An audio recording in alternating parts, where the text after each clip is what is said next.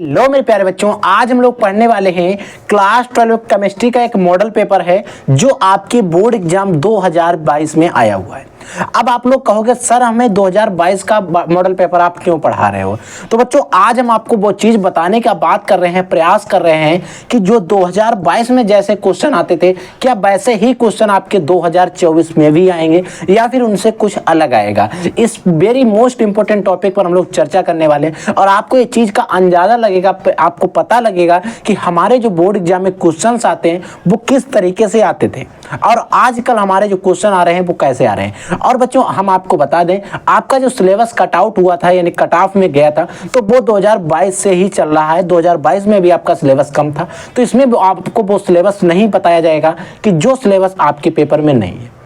अगर कोई ऐसा क्वेश्चन है जो आपके इस बार सिलेबस में नहीं है तो मैं उसको कैंसिल कर दूंगा, आपको बता दूंगा, ठीक है। तो इस पूरे पेपर को आपको ध्यान से समझना है। देखिएगा पेपर का कोड भी वगैरह वगैरह दिया है। आपको ये चीज पता है, हमारे जो पेपर करने का समय दिया जाता 3 घंटे 15 मिनट का समय तब था, सो अब है। पूर्णांक आपका 70 नंबर का रहता है, चीज आपको पता ही है, ठीक है। यहाँ पर कुछ दिशा निर्देश दिए रहेंगे, आपको क्वेश्चन पेपर जाते समय आपको पढ़ लेना, ठीक है। तो ये था हमारा पहला पेज, फ्रंट पेज। अब हम बात करते हैं इससे अगले और जो हम जाएंगे क्वेश्चंस के ऊपर। और बच्चों मैं आपको बता दूं, इनमें से आपको जो भी निशान लगे उन पर आपको कोई भी क्वेश्चन पे नहीं जाना है, क्योंकि बच्चों निशान जिस बच्चे का पेपर है उसने लगाया है, उसमें गलत भी लगाया है सही भी लगाया है। ठीक है, क्वेश्चन हमसे पूछा गया सोडियम क्लोराइड क्रिस्टल की संरचना है। अब बच्चों ये जो हमारा क्वेश्चन है ये सॉलिड स्टेट ठोस अवस्था एक हमारा चैप्टर था उससे है। लेकिन अगर हम यूपी बोर्ड की बात करें तो बोर्ड एग्जाम 2024 में ये चैप्टर हमारा हटा दिया गया। इस बार से इस चैप्टर को हमसे नहीं पूछे जाएंगे और ना ही इस चैप्टर से हमारे क्वेश्चन पूछे जाएंगे। समझ में आया। अगला बच्चों हमारा एक न्यूमेरिकल है जिसमें Na2CO3 यानी कि सोडियम कार्बोनेट के 0.2 मोल विलियन के लिए 500 ml के लिए आवश्यक मात्रा, यानी कि आवश्यक मात्रा यहाँ पर W यानी कि भार की बात की जा रही है। और बच्चों अगर इसको न्यूमेरिकल को मैं बात करूँ तो मैंने आपको सॉल्व कराया है और आगे भी मैं एक बार सॉल्व कराऊंगा जिसमें मैं इस पूरे पेपर को सॉल्व करा के आपको दूंगा। ये पूरा पेपर बोर्ड एग्जाम 2022 का, 23 का, 24 का और 21 में तो बोर्ड एग्जाम नहीं हुआ था। जितने भी पेपर हमसे हो सकेंगे मैं आपको पेपर का सोल्यूशन प्रोवाइड कराऊंगा ताकि आपको एक अंदाजा लग जाए किस तरीके से क्वेश्चन आते हैं और उनसे आपको कई सारे क्वेश्चन भी क्लियर हो जाएंगे। जब बच्चों आप इसका क्वेश्चन को हल करोगे, इसके मोलरता, इसका अणुभार निकालोगे, इसका मिलीलीटर है, इसका आयतन निकालोगे, बिले के मोल अपॉन बिलियन का आयतन लीटर में आप इस क्वेश्चन को हल करोगे, ठीक है। तो यहाँ पर बिलियन के मोल, तो बिले के मोल, बिलियन को जो दिया गया इतना मोल बिलियन है, बिलियन की तो बात की गई, ठीक है, इतना मोल है। और इसका जब आप भार निकालोगे तो आएगा 10.6। ये चीज आपको याद रखना, ठीक है। तो ये क्वेश्चन आ गया हमारा। अगला हमारा क्वेश्चन क्या पूछा जाए कि प्रथम कोटि की अभिक्रिया के लिए वेग स्थिरांक का मात्रक। अब बच्चों इस बच्चे ने जो क्वेश्चन में आंसर लगाया वो बिल्कुल राइट लगाया, क्योंकि बच्चों जो प्रथम कोटि की अभिक्रिया के वेग स्थिरांक का जो मात्रक होता है वो बच्चों सेकंड इनवर्स ही होता है, ठीक है। अब बच्चों यहाँ पर सेकंड इनवर्स, अगर यहाँ पर बाई चांस मिनट इनवर्स भी देता तो वो भी सही होता, ठीक है। अगला देखिए, निम्न में से कौन सा फेलिंग विलेन को अपचयित नहीं करता है। फार्मल्डिहाइड हो गया। ये जो विलेन दिए गए हैं हमें, इनमें से जो फार्मिक अम्ल है, इनमें से ऐसा कौन सा है जो आपके फेलिंग विलेन को अपचयित नहीं करता है। आपको इनमें से सही बताना है। मैं इस पूरे पेपर का सोल्यूशन भी आपको जल्द से जल्द प्रोवाइड कराने का प्रयास करूंगा। एमाइडो को एमीन में परिवर्तन करने की एक अभिक्रिया है। अब वो अभिक्रिया कौन सी, Cannizzaro, Hofmann bromide, Williamson synthesis, ब्रोटाज अभिक्रिया, ठीक है। सभी शर्कराओं में सबसे मीठी शर्करा कौन सी है। अगर हम बात करें ग्लूकोज की है, ग्लूकोज है, सुक्रोज है, फ्रक्टोज है या फिर माल्टोज है, इन आपको शर्कराओं में बताना कि सबसे मीठी शर्करा कौन सी, ठीक है। तो इस तरीके से आपसे बोर्ड एग्जाम में क्वेश्चन पूछे जा सकते हैं, ठीक है। ये था बोर्ड एग्जाम 2022 का पेपर है। अब बच्चों ये पूरा पेपर हमें इंग्लिश में दिया गया इधर है, ठीक है। तो आपको टेंशन नहीं लेना, आप जिसमें करना चाहें उसमें करेंगे। आप हिंदी मीडियम के हैं, ज्यादातर हमारे साथ बच्चे जो जुड़े हुए हैं तो वो हिंदी मीडियम के ही हैं, तो हम हिंदी में ही बात करने वाले हैं, ठीक है। अगला क्वेश्चन है बच्चों 2 का क्वेश्चन दिया गया और एक क्वेश्चन जो है 2 नंबर का है। और बच्चों एक क्वेश्चन हमारा ठोस अवस्था चैप्टर से एक क्वेश्चन भी हमसे नहीं पूछा जाएगा, ठीक है। अगला क्वेश्चन गया 9 ग्राम ग्लूकोज को 500 ml जल में घोला गया है। 1.0113 बार दाब पर बिलियन का क्वथनांक ज्ञात कीजिए। जल के लिए केवी का मान इतना दिया गया, डेल्टा केवी वगैरह जो आपने सूत्र पढ़ा था उससे रिलेटेड क्वेश्चन है। और ये क्वेश्चन आपका बिलियन चैप्टर से, कोई दिक्कत नहीं है। इन सारे क्वेश्चन को आपको टेंशन नहीं लेनी है, मैं आपको इनको सोल्यूशन के साथ इनको आपको अच्छे से सॉल्व कराऊंगा, ठीक है बच्चों। अगला हमारा क्वेश्चन है, इसमें हम सिर्फ आपको मॉडल पेपर दिखा रहे हैं और जो क्वेश्चन अच्छे से होंगे उनको मैं बता सकता हूँ, ठीक है। जैसे बच्चों अगला हमारा क्वेश्चन तीसरे का खंड दिया गया जो 2 नंबर का है। अब बच्चों एक क्वेश्चन जो है केंद्रीय धातु परमाणु, ये भी हमारा ठोस अवस्था यानी कि सॉलिड स्टेट से है, तो ये क्वेश्चन भी आपसे नहीं आएगा, तो इसको आप तैयार भी मत करिएगा, ठीक है। अब बच्चों दूसरा जो खा खंड दिया गया है, इसमें प्रत्येक क्वेश्चन 1 नंबर का। दो, हाइड्रोजन रंगीन क्यों होते हैं? उत्कृष्ट गैसों में जीनान परमाणु सबसे अधिक यौगिक ज्ञात करो। यानी कि देखिए उत्कृष्ट गैसें हैं उसमें जीनान परमाणु जो है वो सबसे अधिक यौगिक ज्ञात है, ऐसा क्यों होता है? बच्चों जीनान के बारे में मैंने आपको क्वेश्चन शायद पढ़ाया है, अगर नहीं पढ़ाया है तो मैं आपको पढ़ा दूंगा जीनान के बारे में, क्योंकि ये सारे इसका जो है कई सारे यौगिक बन जाते हैं, ठीक है।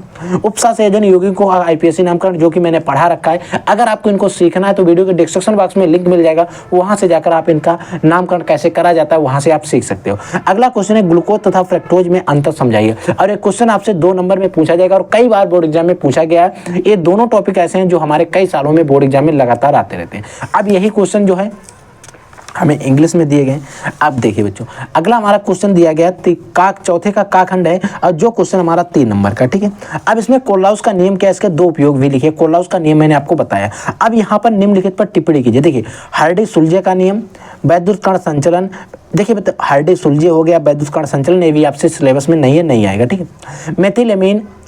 मेथिल एमीन अमोनिया से अधिक क्षारीय है, क्यों समझाइए। देखिए मेथिल एमीन जो होता है वो अमोनिया से अधिक क्षारीय है, ऐसा क्यों होता है, इसके बारे में आपको बताना है। तो मैंने आपको शायद एक क्वेश्चन पढ़ाया है, आप जाइएगा चैनल पे सर्च करिएगा, 25 से वेरी मोस्ट इंपॉर्टेंट क्वेश्चन मैंने आपको बताया है, शायद उसमें मैंने आपको एक क्वेश्चन सॉल्व कराया है। अन्यथा मैं आपको जब इसका सॉल्व कराऊंगा तो इसमें सोल्यूशन भी आपको दे दूंगा, ठीक है। निम्न रासायनिक समीकरण को पूर्ण कीजिए। जो मैं रिक्त स्थान की बात कर रहा था इससे पहले के लेक्चर में, उनमें मैं यही क्वेश्चन की बात कर रहा था। देखिए ए हमारा कोई कंपाउंड है, यहाँ पर आपको बताना है ए क्या रहेगा, यहाँ पर बी क्या रहेगा, और ऐसे क्वेश्चन हमारे बोर्ड एग्जाम में आ जाते हैं, ठीक है। फ्रक्टोज की संरचना सूत्र लिखिए। फ्रक्टोज का संरचना सूत्र, ग्लूकोज को फ्रक्टोज से कैसे परिवर्तित करेंगे, ग्लूकोज जो होता है उसको फ्रक्टोज में कैसे परिवर्तित करेंगे, केवल रासायनिक समीकरण दीजिए, ठीक है। तो ये क्वेश्चन हो गया हमारा। अब हमें यही सारे क्वेश्चन हमें इंग्लिश में दिए गए। आणविक उन्नयन स्थिरांक, मोलल उन्नयन स्थिरांक में अंतर बताइए। यानी कि आणविक उन्नयन स्थिरांक और मोलल उन्नयन स्थिरांक में क्या अंतर होता है, इसको बताया। इन स्थिरांकों का प्रयोग करते हुए विलेन का आणविक द्रव्यमान ज्ञात करने के लिए 2 अलग अलग सूत्र लिखिए। और एक क्वेश्चन आपके लिए सबसे ज्यादा इंपॉर्टेंट है, क्योंकि क्वेश्चन 4 नंबर में पूछा जाएगा। इन सारे क्वेश्चंस को मैं सॉल्व करूंगा। एक प्रथम कोटि की अभिक्रिया का समीकरण लिखिए। देखिए बच्चों अगर हम बात करें प्रथम कोटि की अभिक्रिया का समीकरण, आपने इस तरीके से पढ़ा था, छोटा है मैं आपको बता दे रहा हूँ। K इक्वल टू होता है 2.303 log 10 है बच्चों, A/A माइनस एक्स, ठीक है। अपोन में यहाँ पर होता है टी। ए जो होता है प्रथम कोटि की अभिक्रिया का सूत्र होता है, तो यहाँ पर आपको सूत्र लिखना है, उसमें आपको बताना के क्या है, वेग स्थिरांक, टी क्या है, समय, log 10 जो इसको प्रदर्शित करता है, ए क्या है, सांद्रता, और इस एक एक्स क्या है, पदार्थ की जो परमाणु भार जो जितना % की बात की जा रही है वो उसकी सांद्रता, ठीक है। तो चिन्हित पदों को समझाइए। और प्रथम कोटि की अभिक्रिया का अर्ध आयु यानी कि 693 सेकंड है। इस अभिक्रिया के लिए वेग स्थिरांक आप इसको भी हल कर सकते हो, सरल क्वेश्चन है, कोई दिक्कत नहीं है, ठीक है, समझ में आया। अब बच्चों बात करते हैं अगले क्वेश्चन की। अगले क्वेश्चन में बच्चों मैंने एक टॉपिक आपको जो पढ़ाया था, तो कई बच्चों ने कहा था सर इस तरीके से क्वेश्चन हमसे नहीं पूछे जा सकते हैं। तो बच्चों यहाँ पर आप देख लीजिए, लाइव प्रूफ आपके सामने है कि पेपर में आया हुआ क्वेश्चन है। सफेद कशिश, नीला थोथा, हरा कशिश, मोहन रबड़, इनके आपको सूत्र भी लिखना रहेगा। अब बच्चों यहाँ पर देखिए आईपीएससी नामों का पालन करते हुए निम्न के सूत्र लिखे। हेक्साएमीन, कोबाल्ट, थायड सल्फेट, इस तरीके से क्वेश्चन आपसे जरूर बोर्ड एग्जाम में पूछे जाएंगे, या फिर यहाँ का आपको इनका जो सूत्र है वो दिया रहेगा, आपको इनकी हिंदी लिखनी रहेगी। इस तरीके से आपसे क्वेश्चन जरूर पूछे जाएंगे, इनको आप तैयार करके जाइएगा, और मैं आपको वीडियो का डिस्क्रिप्शन बॉक्स में इनका लिंक डलवा दूंगा कैसे आपको तैयार करना है, ठीक है। अगला क्वेश्चन दिया गया बच्चों 6 का पहला है। 6 का का है, उसका पहला का में कई सारे क्वेश्चन रहेंगे।